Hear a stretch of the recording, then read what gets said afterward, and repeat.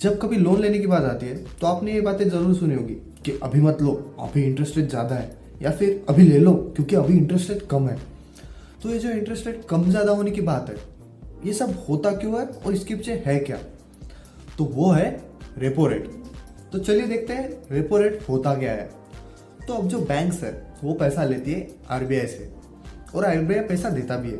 But RBI कहता है कि भैया हम तो देंगे पैसे, पर हमको चाहिए इस पे इंटरेस्ट। तो बैंक्स कहते हैं ठीक है दे देंगे, बताओ कितना देना है। तो इसके लिए जो है आरबीआई ने एक मॉनेटरी पॉलिसी कमेटी रखी है, जो हर 2 महीने में मीटिंग्स लेती है और डिसाइड करती है कि रेपो रेट क्या रखना है।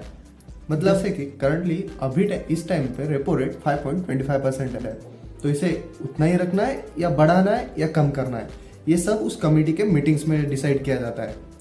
और फिर जब ये रेट डिसाइड होता है, तो जैसे कि अभी 5.25 है, तो फिर इसके ऊपर और इंटरेस्ट रेट लगा के बैंक्स हमें पैसा देती है। इसलिए रेपो रेट कम रहा तो हमारे लोन्स का इंटरेस्ट भी कम होता है, पर अगर बढ़ गया तो हमारे लोन्स का इंटरेस्ट भी बढ़ जाता है। तो अगर शॉर्ट में कहें तो जब आरबीआई बैंक्स को 1 से 90 दिन के टाइम पीरियड के लिए पैसा देती है, तो वो जिस इंटरेस्ट रेट पे देती है उस इंटरेस्ट रेट को हम रेपो रेट कहते हैं। तो क्या आपको ये टर्मिनोलॉजी समझ में आई? अगर समझ में आई तो लाइक और सब्सक्राइब कीजिए, और अगर कोई डाउट हो तो कमेंट में बताइए।